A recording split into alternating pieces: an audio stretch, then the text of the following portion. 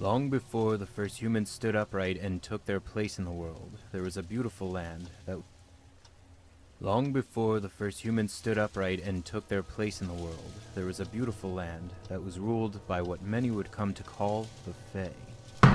These ancient beings were worshipped by mankind, but they were also feared. Humans were right to be afraid. Humans were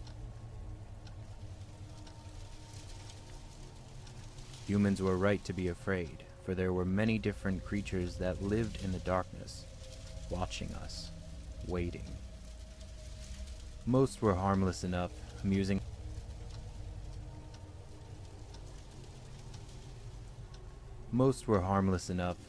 themselves by causing mischief and playing pranks on humans that crossed their paths.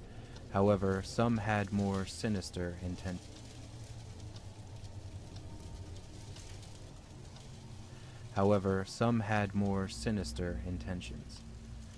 The Urkling, for example, have developed a liking for the taste of human children. These monsters are small, unnaturally fast, and impossible to kill. It was an unlucky tragedy for my people that we decided to build our village here, right in the middle of the Urkling's territory. We have lost so many of our children over this past year. There aren't enough tears in this world to weep for their loss.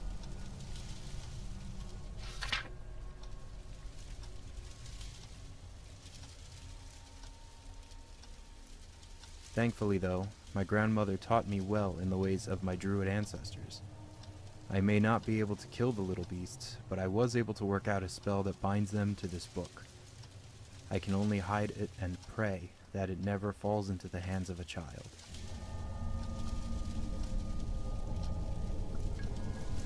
If you are reading this, know that I'm truly sorry for the demons that have now been passed on to you.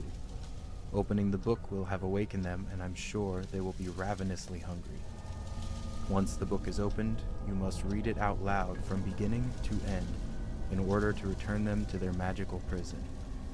Be watchful. They only attack if you don't see them coming.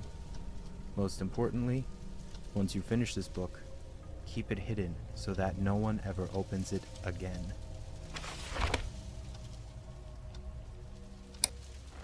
WIGS-FM 98.7 Game Talk. Hello, darkness. My name is Nick Gloom. It's just me tonight. As you guys know, we answer game questions and talk tips and tricks. Well, Nate usually does. I don't really play most of those games. Anyway, let's get to the phones. First caller, you're on the air. Hi, Nick. I'm wondering, how do I beat the final boss in Terminator Destruction? How would I know that? Oh, I don't know. I'm stuck here working for crap money. I still can't afford to buy new Atari games. Would you like me to page Nate? I don't know. Here's the thing. Like I said, I'm working here. I don't usually come on the radio. So, I don't have as much of a bedside manner as Nate does. But it's totally fine. I bought a new OBasic book, which is the programming language for Atari, since I can't afford to buy my own Atari games, and I'm working on my own homebrew game. The pending title is Evil Midnight, where I'm not sure what you're going to have to do yet, but I think it's going to be a horror game, and it's going to be at nighttime, and it's going to be evil. Basically, you would do something all night, and then you would win. It's kind of like working here. I try to keep my head down all night, but Janet asks me to go on the air, and I'm always getting asked to do stuff. The more stuff I get asked to do, the more I get anxious and panic. It's a vicious cycle. Is this some kind of life lesson? I just want to play Terminator. Here's the thing.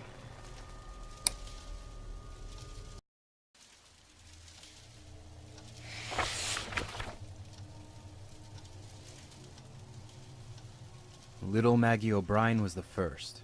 The children had been playing in Hogan's Forest when they all heard a noise. Sensing no danger because there were so many of them, 12 children in all decided to investigate the source of the strange sound.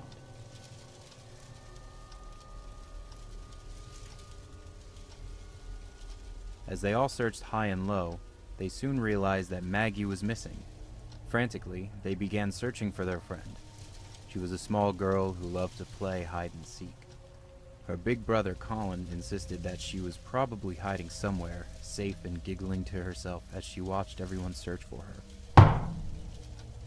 The sun sank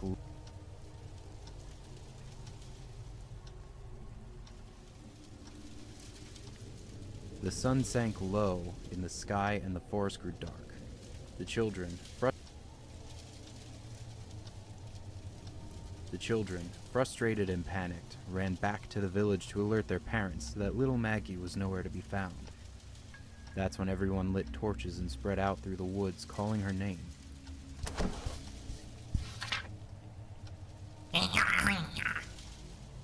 The little girl's mother sobbed desperately as we all inspected every corner of those woods in hopes of finding her. Her brother kept searching.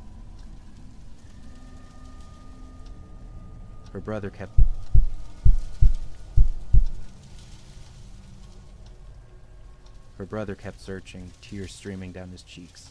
I'm her big brother, He said, rubbing his eyes. I'm supposed to make sure nothing happens to her.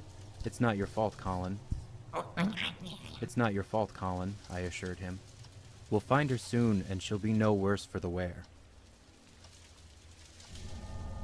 He nodded, forced a smile, and we all continued looking. The moment I heard him scream, I knew he had found her.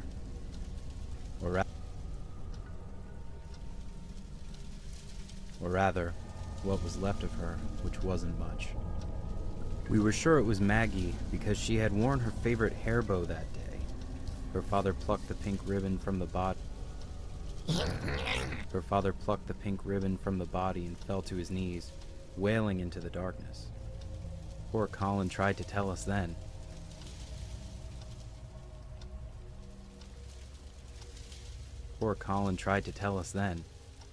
He said that she had been covered in what he described as little green men.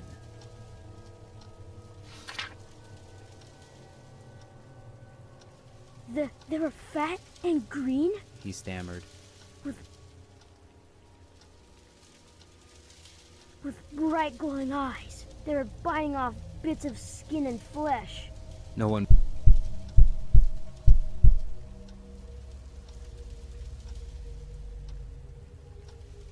No one believed the lad. We all attributed the horrible ordeal to a hungry wild animal. Of course, what else could it possibly be? Scooping up what remained of little